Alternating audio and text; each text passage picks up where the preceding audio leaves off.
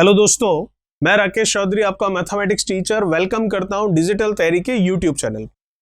हम बात कर रहे हैं number system and algebra chapter की, जो कि एडवांस मैथमेटिक्स का है और पार्ट देख रहे हैं हम पार्ट इसका 48 और हम फॉलो कर रहे हैं राकेश यादव क्लास नोट्स। देखिएगा क्वेश्चन है आपके सामने, दो क्वेश्चन है। ये 195 कह रहा है इसको, तो हम इसको 195 के दो पार्ट कर लेते हैं। वो हो गया 195 का फर्स्ट पार्ट और ये हो गया 195 का सेकंड पार्ट।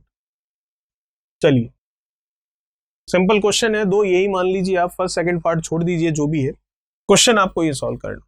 तो देखिएगा, पहले तो इस तरह के सवालों को करने का बेसिक तरीका आपको समझाता हूं, बिल्कुल बेसिक तरीके से ये कैसे होंगे।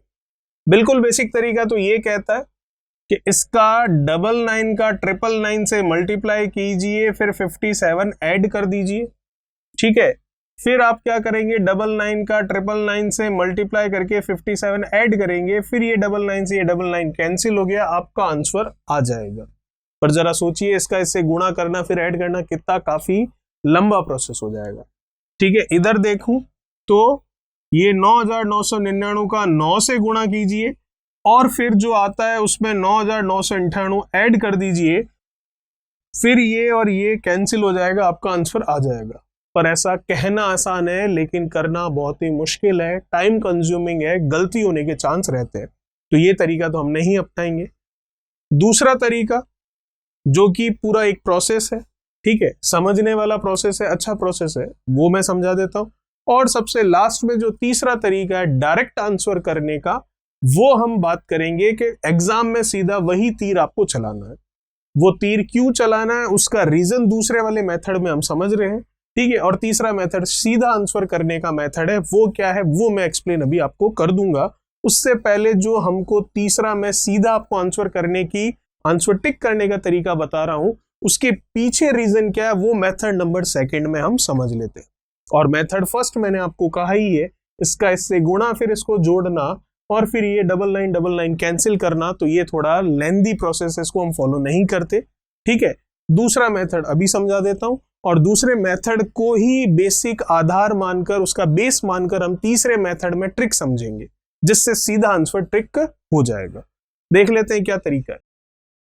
देखिएगा, ये जैसे कि हम लिखते हैं, इसको छोड़ू मैं, 2 से 1/2 लिखूं या मैं 5 से 1/2 लिखूं, तो इसका मतलब आप समझते हैं क्या है, ये 2 + 1/2, ये क्या है 5 + 1/2, बिल्कुल यही मीनिंग होता है इसका।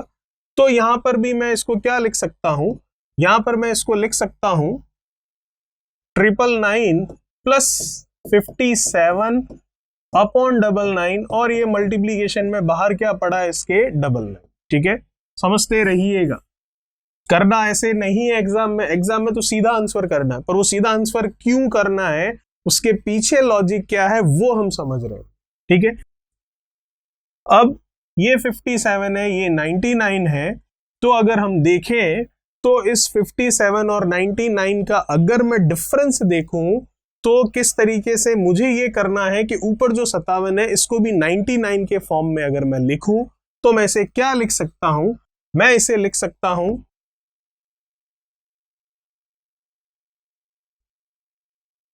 99 माइनस कितना 42 अपॉन ये 99 एज इट इज, ये 99 बाहर वाला एज इट इज लिख दिया। 99 में से 42 लेस कीजिए, क्या 57 मिलता है, बिल्कुल मिलता है। तो अभी तक हमने कोई चेंज नहीं किया, बिल्कुल हम सही चल रहे। ठीक है, इस क्वेश्चन को एक बार के लिए भूल जाइए, अभी हम केवल इसको कर रहे हैं, इसको करने के बाद में इसको भी कर लेंगे। ठीक है, अभी तो मेथड समझ रहे हैं, पर एग्जाम में इतनी डिटेलिंग में नहीं करना है, सीधा आंसर टिक करना है, उसका लॉजिक अभी हम देख रहे हैं। चलिए, अब आप क्या करेंगे, अब ये 999 है एज इट इज, कोई दिक्कत वाली बात नहीं है। 99 - 42 करूंगा क्या, नहीं, वो तो 57, वो तो एग्जाम में, वो तो क्वेश्चन में दे ही रखा है, अगर वापस माइनस करके वहीं पहुंचना है तो फिर हमने ये लिखा ही क्यों। तो फिर क्या करूंगा, 99 अपॉन 99 करूंगा, कर दिया बिल्कुल, -42 अपॉन 99 करूंगा, कोई दिक्कत नहीं है, ये माइनस डबल, ये मल्टीप्लीकेशन का 99 बाहर पड़ा है, 99 से 99 कितने टाइम्स गया, 1 टाइम। तो इसका मतलब डबल ये 999 प्लस 1 कितना हो गया 1000 माइनस 42 अपॉन 99 है, बार मल्टीप्लीकेशन में 99 है जो कि एज इट इज अभी भी पड़ा है। अब कुछ नहीं करना है, 99 का अंदर गुणा करवा दीजिए 1000 से, तो 99 का 1000 से आपने गुणा करवा दिया, तो 99 का 1000 से आप गुणा कराएंगे तो 99 और ये 30 एज इट इज, कोई दिक्कत नहीं। इसका इससे भी गुणा करवाएंगे तो 42 अपॉन 99 का 99 से गुणा, 99 से 99 कट गया तो 42 आपका रह गया। तो 99,000 में से 42 हमें लेस करना है, जो कि हमने लेस कर लिया। तो 99,000 में से 99,000 में से आप 42 लेस कर लेंगे, तो जब आप 42 लेस करेंगे तो एक तरह से ये मालूम है कि 100 में से अगर 42 में लेस करूं तो 100 में से 42 लेस करता हूं तो 58 बनता है। तो ये फाइनली मैं आंसर कह सकता हूं कि ये आ जाएगा 9 और ये कितना 58, ठीक है 958 जिसे हम कह रहे हैं 99,958 जो है, सॉरी 98,958 जो है वो हमारा इसका आंसर बन जाएगा। ठीक है, तो आप देख सकते हैं किस तरीके से ये प्रोसेस चला। तो क्या एग्जाम में आपको इस तरीके से पूरा डिटेल में लिख कर करना है क्या? पूरा डिटेल में आपको लिख कर करने की यहां पर जरूरत नहीं है। क्यों जरूरत नहीं है पूरा डिटेल में लिख कर करने की? उसका रीजन ये है कि अगर आप पूरा लिखकर इस तरीके से डिटेल में करेंगे तो काफी समय लगेगा, जबकि आपको सीधा सा तरीका अपनाना है। और वो सीधा सा तरीका क्या है वो मैं आपको एक्सप्लेन कर देता हूं, और सीधे से तरीके का रीजन क्या है, कारण क्या है, वो ये आपके सामने एक क्वेश्चन मैंने डिटेल में करके बताया है। हर क्वेश्चन आपको डिटेल में नहीं करना है, आपको सिर्फ एक सवाल डिटेल में करके बताया है कि अब जो मैं ट्रिक बताने वाला हूं, जो सीधा आंसर करने का तरीका बताने वाला हूं, वो इस तरीके की वजह से हम सीधा कर पाते। ठीक है, तो वो सीधा आंसर क्या है देखिएगा। सीधा तरीका क्या है देखिए।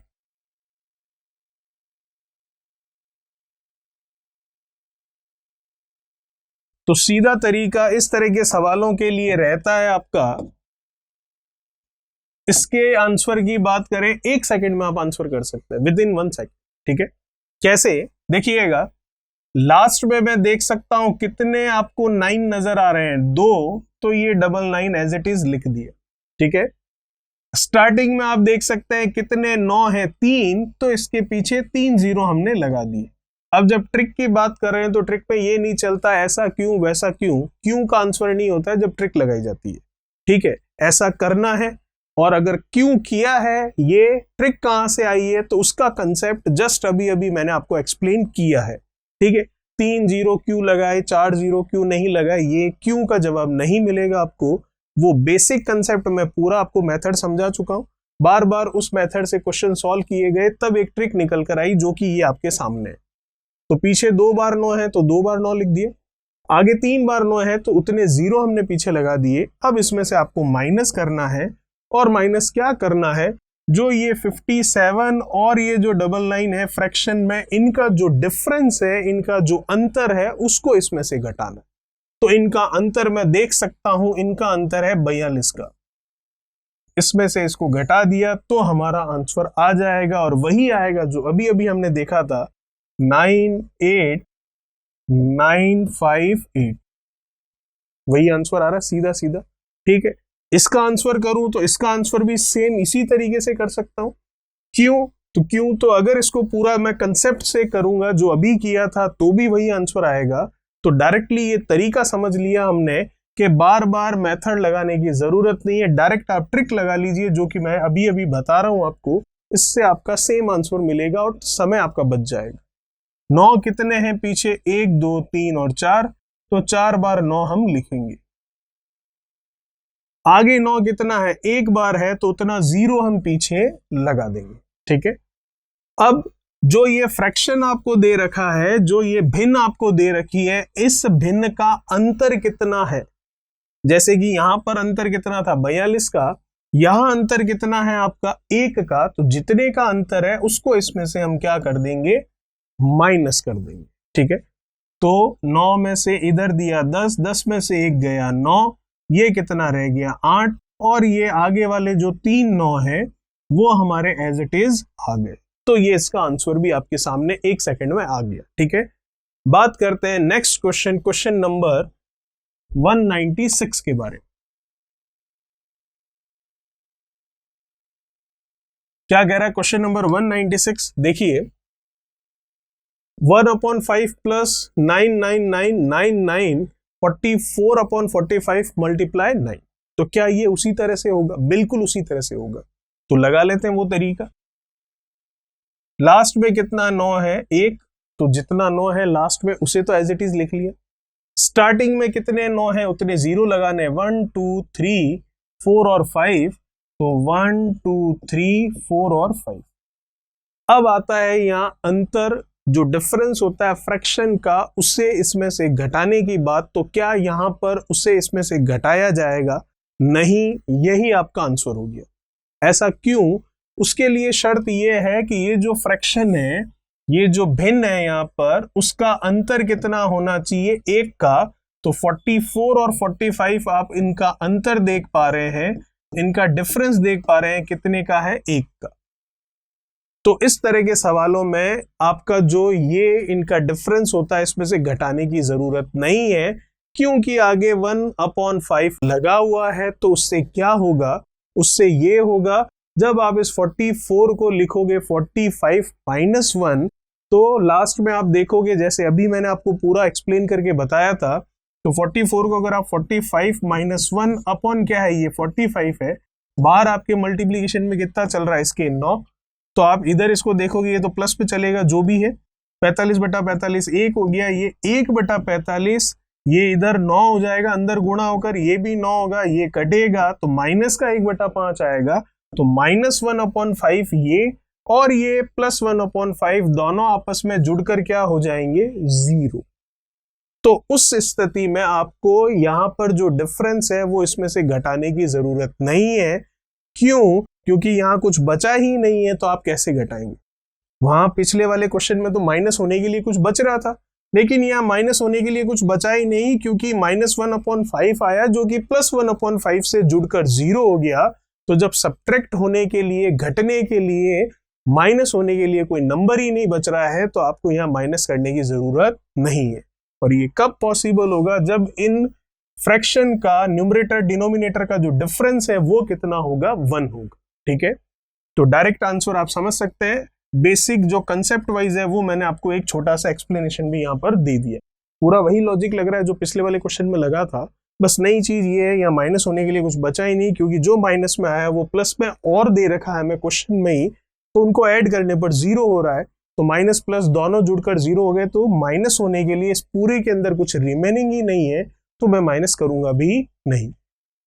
तो फाइनली इसका आंसर हम कह सकते हैं कि जब फ्रैक्शन जो है उनका डिफरेंस अगर 1 का हो, तो इस तरह के सवालों में घटाने की कुछ भी जरूरत नहीं है। बाकी वही लॉजिक है, पीछे जितने 9 उतने लिखे, आगे जितने 9 उतने 0 लगा दिए। ये था 196। बात करते हैं नेक्स्ट क्वेश्चन, इस पार्ट के लास्ट क्वेश्चन 197 के बारे में। क्या वैसा ही कुछ क्वेश्चन है क्या? बिल्कुल वैसा ही है। 44 और 45 डिफरेंस जो है, अंतर है 1 का। ठीक है, तो इसका मतलब हम क्या करेंगे, इसका 1/5 होगा, माइनस का आगे 1/5 है, तो दोनों जुड़कर 0 हो जाएंगे। ठीक है, तो सिंपल सा तरीका यही कहता है, पीछे 9 कितना 1 लिख लीजिए, आगे 9 कितने 3, तो 0 लगा दीजिए, तो ये आंसर हो गया कितना 9000। घटाना है क्या? नहीं घटाना। क्यों? क्योंकि इनका अंतर 1 है, जो कि हम देखेंगे कि 1/5 है, ये प्लस का इधर -1/5 बनेगा, तो 0 हो जाएगा, तो घटने के लिए कुछ है ही नहीं। तो ये थे डायरेक्ट इस तरह के सवालों को करने के तरीके। एक्सप्लेनेशन भी मैंने आपको दिया। तो ये था 197 इस पार्ट का लास्ट क्वेश्चन। बात करेंगे क्वेश्चन नंबर 198 से हमारे नेक्स्ट पार्ट में। तब तक चैनल को सब्सक्राइब और वीडियो को लाइक और शेयर और कमेंट बॉक्स में अपने कमेंट्स जरूर कीजिए। Thank you so much. Please like, share, subscribe digital तैयारी।